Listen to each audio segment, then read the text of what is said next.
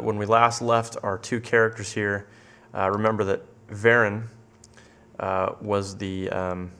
has a hostile faction setting, and so when he sees Falstad over here, he just starts attacking him. So they're not friends, their factions don't associate together, and that is what results in these two fighting. So what we can do is we can modify those settings, and let's take a look at that right now. I'm going to go to the Tools menu, go to Faction Editor, and here's this window.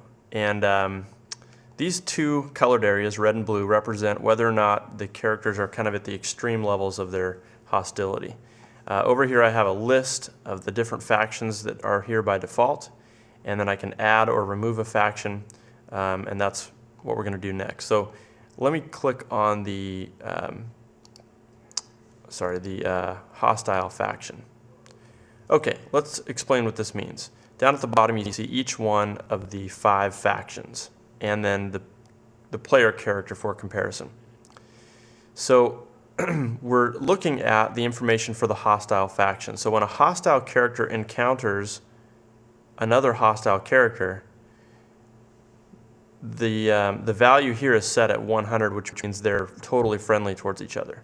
So, you know, hostile characters like other hostile characters. That's their faction. They're part of the same team. And anything up in this blue area, so anything from 90 to 100, means that if a hostile character is attacked, any hostile characters that are around will come to his defense. All right, so, but a hostile character that encounters a commoner, remember we've selected hostile character, and if a hostile character encounters a commoner, he has a value of 0, which means that he will attack on sight. That's how much they hate each other. Okay, so anything in the black area would be neutral. So any value from 11 to 89 would be a neutral value, and they just would kind of not bother with them. Anything from 0 to 10 is attack on sight. 90 to 100 is super friendly to the point of defending their friends. Okay, so you know, Varen's faction is not friendly towards the PC, and so or any other commoners or merchants or defenders. So that's why he attacks Falstad. What we're going to do is set up a new faction, and then manually control that so that Varen acts the way we want him to act. Choose Add Faction, and we're going to call this faction Collaborator.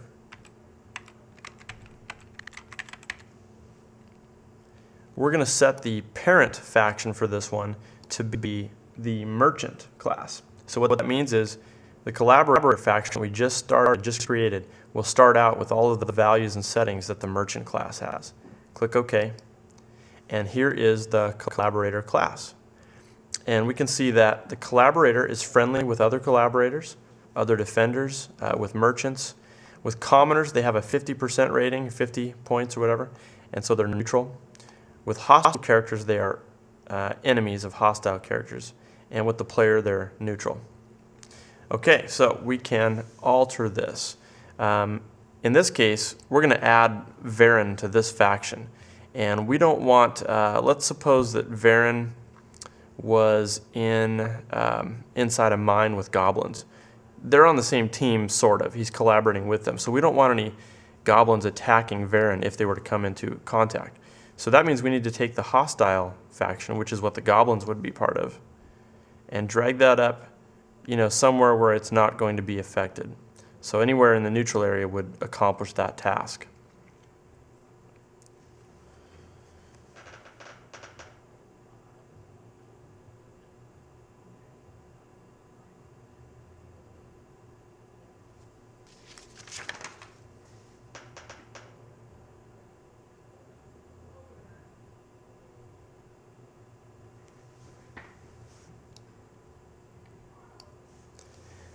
Okay, here's our Collaborator faction, and here are the current settings for that faction. So he's totally friendly with other collaborators.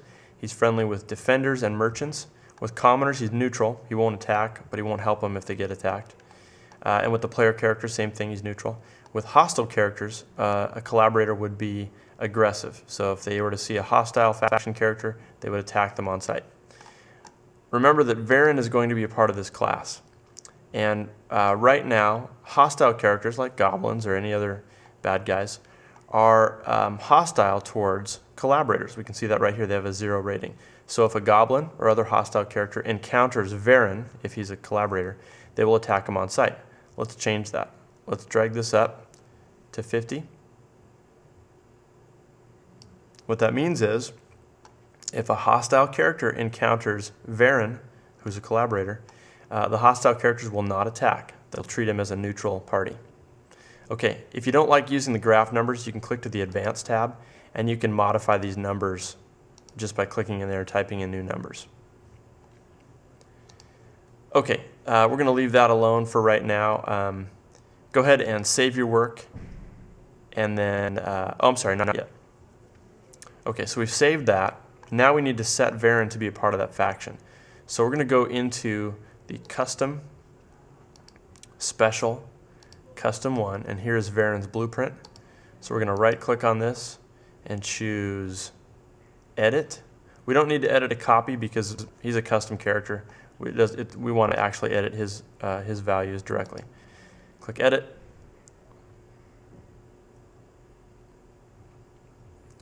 And if we go to the Advanced tab, you'll see that his faction is set to hostile. His faction is set to hostile. We're going to scroll down and change that to collaborator. Okay, now if you remember, we're editing the blueprint for Varen. If we look at the copy of Varen that's out here, the instance of Varen that we added earlier, and check his properties, and we go to Advanced, you'll note that he's still hostile. So if you were to start the game, he would still be attacking Falstad. Why is that? Well, let's say you had a blueprint for a house and you built a house, and then you went back to your workshop and modified the blueprints. You changed it and you added a garage or something. And then you drive out to the house you just built. Has that house changed? No, you just modified the blueprint for the house. So to change the house, you either have to start updating the house with the new plans, or build a new house that has the garage attached. Same sort of thing here. We modified the blueprint, but we didn't modify any instances that already exist because they were built on the old blueprint. Here's how you can fix that. You could delete Varen and then just drop him in again, but you can also right-click here and go to Update Instances, and that will update every instance of Varen that's out there in the field, and he'll have the new information. Do you want to update all instances in all areas or just the current area? Yes, for all areas because it doesn't really matter. Do you want to see a list of instances that would be affected? We don't need to see the list. It shows you how many instances there are that need to be updated, and in our case there's just one. So I'm going to click No. And now we are finished updating the instances. Okay, save your work, test it out. These two characters should no longer be fighting. They should just stand there, and that's because Varen is now a collaborator and he's not hostile towards commoners or merchants. All right. The next thing that we're going to do is create a new faction, and this faction is called the Miner faction, not as in under 21-year-old miners, but as in the miners who work in the mine. And their faction needs to be set up specifically because we don't want to make them regular characters. If we create miners who are like commoners, then they'll attack goblins in the mine, and the goblins will attack them. But that doesn't make sense in our story because the miners are prisoners. They're supposed to be slaves. They're working in the mines.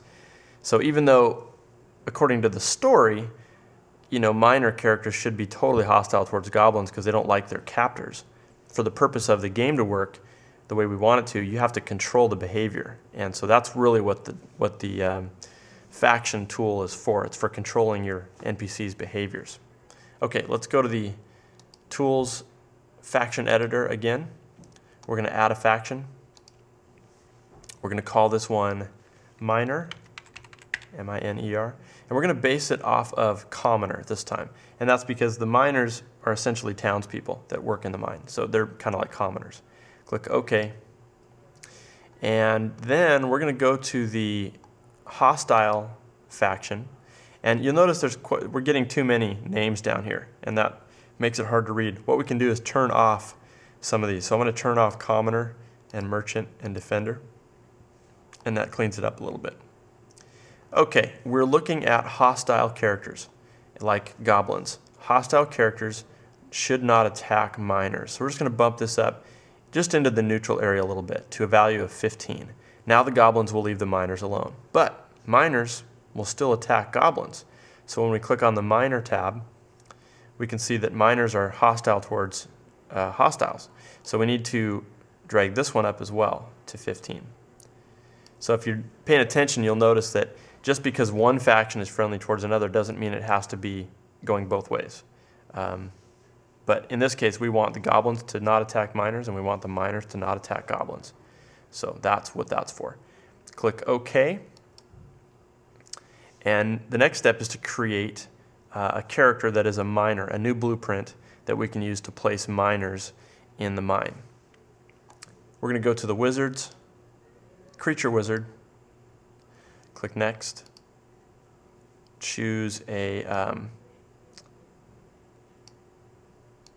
human, click next. And for the class, we're going to scroll way down about the middle of the list there. You'll find commoner. We're going to add that to the class list. Let's delete the fighter class. We don't need that. We just need commoner. Click next. Male human. For a portrait, let's go with, scroll down till you find this one here. It's HUM99 and just kind of a generic face. And then for the appearance, we're not going to leave it as human. We're going to click down and we're going to go up to the B's. This is an alphabetical list until we find beggar. And now the character looks a little bit more like a ragged slave who works in the mines. Poor soul. Click next. We're going to make him a member of the minor faction. Click next. For the last name, just delete it. For the first name, type in minor. Click next. And we're going to add him to the special custom 2 because that's where we keep all our good guy characters. Click next.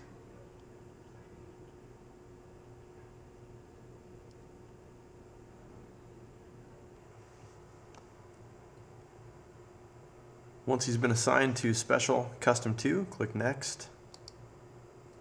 And you get a summary. We don't need to read that. Click Next. And Finish. The miner will now show up in the Custom Creature area. We can right-click and choose Edit and take a look at this creature properties here. And one thing that we want to change is the script tag. And we want to call this CT for character tag _ miner. And click OK. Now that we have the miner as a special custom character, we can now create an encounter made up of miners, kind of like we did with goblins. So let's go back into the Furnesk mine area.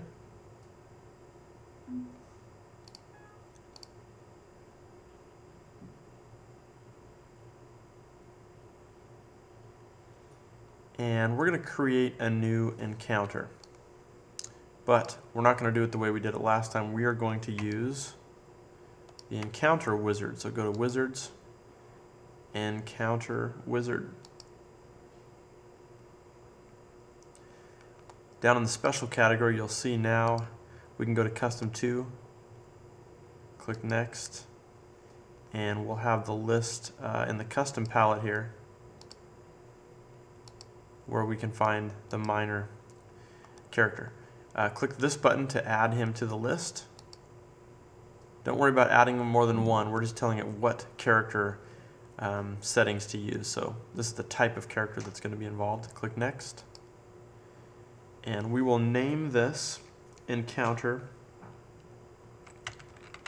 miner group. Miner group. Click on finish.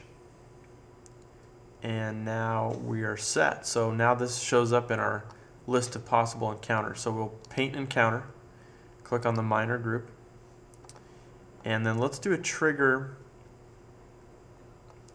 back at the entrance area. We'll do this a little bit differently than we did last time. So I'm going to paint a trigger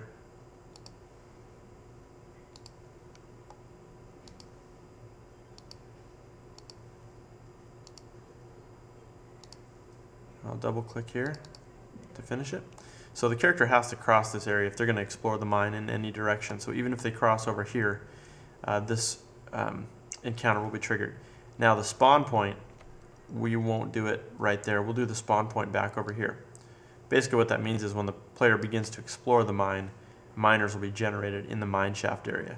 So I'm going to, with this selected, with the encounter trigger selected, I'm going to right click and choose add spawn point. And there is the spawn point. Okay. Down under encounters, we have goblin, you probably have 2 of them, and a miner group. We can right click on this and take a look at the properties.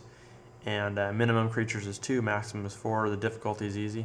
That wouldn't apply to us because the miner group is friendly to the player, so you know, that wouldn't affect the player directly. They're not going to be enemies that we're going to fight. But just so you can look around and see the settings there. Click OK. And that is it. Go ahead and save this and then test it out and make sure that all your encounters work and that everything's looking good.